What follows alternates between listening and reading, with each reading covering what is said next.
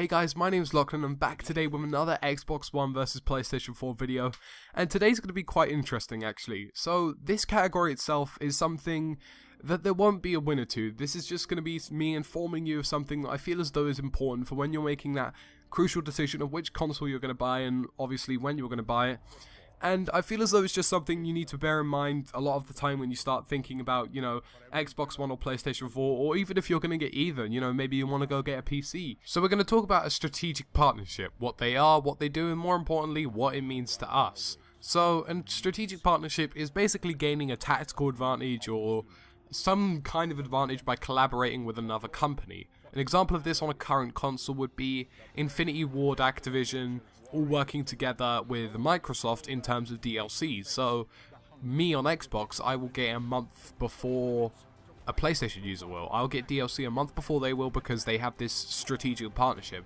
The idea being that the hardcore Call of Duty fans out there are going to go get an Xbox because for some reason they want DLC a month earlier. Now, to the average person, that probably wouldn't be enough to make you want to go, oh, let's go buy an Xbox because they have DLC a month earlier. That's not something that you would look at to go buy a console, but it depends how far the depth of this strategic partnership goes. So, let's have a look at next gen. What does this mean for next generation?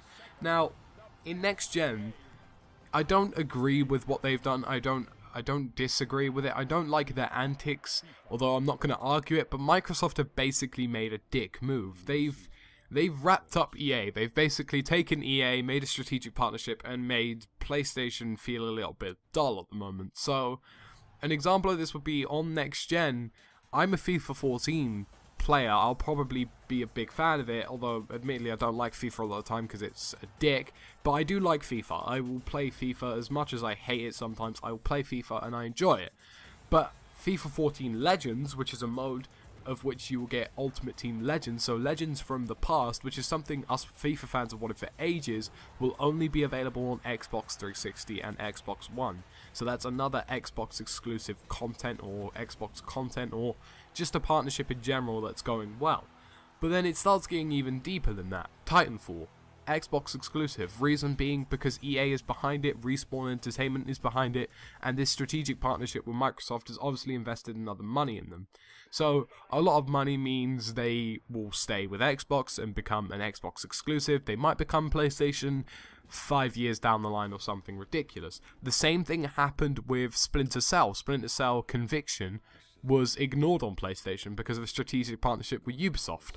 So ideally what this means is that companies are weighing in to basically just mess around with multi-platform and make you want to buy their console, and unfortunately it works. So because I'm such a big EA fan, because I play Battlefield, because I play FIFA, the chances of me, swaying towards a PlayStation because of its games is becoming ever so littler because of the fact that the PlayStation just doesn't have this partnership.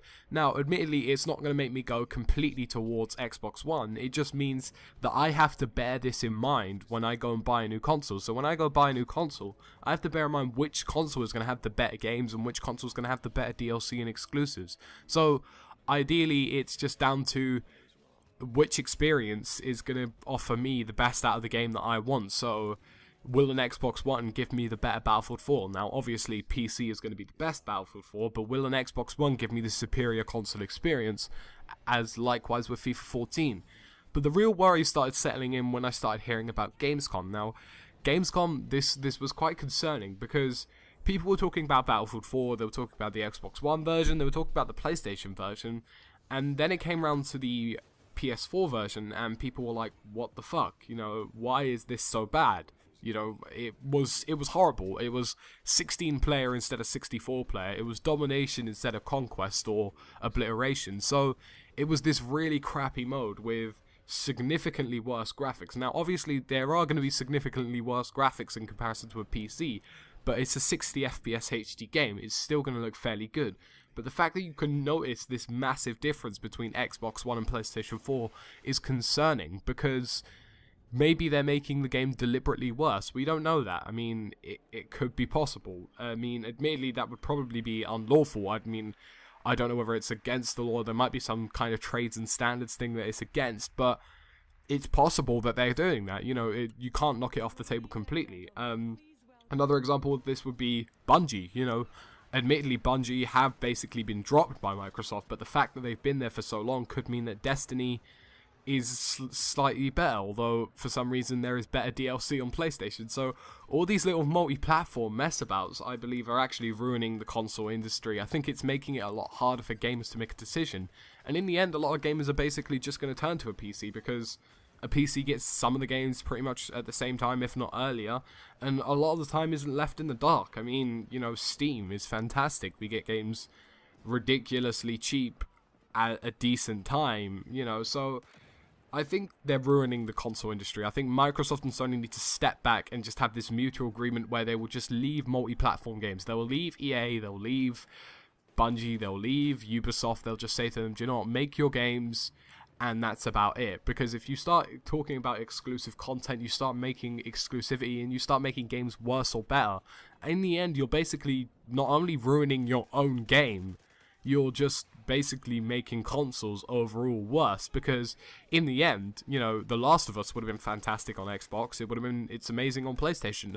So why don't we just leave companies like Naughty Dog and EA to do their work, and then overall we will have a better experience? But it's just strange that they don't think like that, do you know what I mean? So admittedly, these strategic partnerships probably make them a lot of money, and, you know, fair enough, it does, but in the end, if The Last of Us was on Xbox One or Xbox 360, it would probably double the sales, because people on PlayStation, you know, I know maybe 1 or 2 people who did buy a PlayStation just for that game, but it's very much possible that Naughty Dog would have made a shit ton more money if they did it on Xbox as well. So, you know, I think companies just need to start thinking about, you know, where their games stand rather than where their partnerships stand. If their partnership is elsewhere, then, you know, your game ideally could be worse. Your game could end up, you know, being worse as a result of you just taking sides. So imagine Halo on PS3. Imagine Halo on PS4. That would be amazing to some people, others not so much. But imagine all of these exclusives elsewhere. So imagine Gran Turismo on Xbox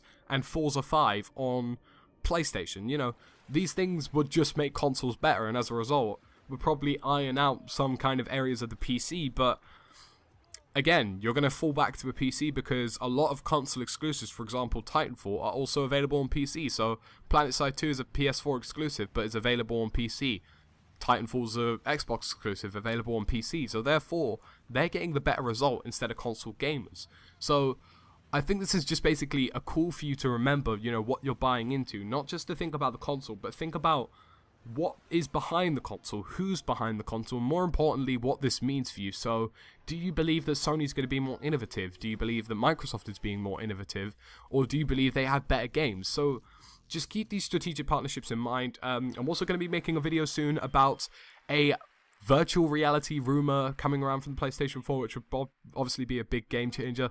So as usual, guys, like, comment, subscribe. I'd like to weigh in on your opinion here. I'd like to see what you think about this whole exclusivity rule. What do you think it means for you? What do you think it means for the next console you're buying? And it's been me, Lachlan. Next, I'm going to be talking about the new supposed virtual reality, and I'm obviously going to go into the next part of the console war, which is going to be talking about the online service.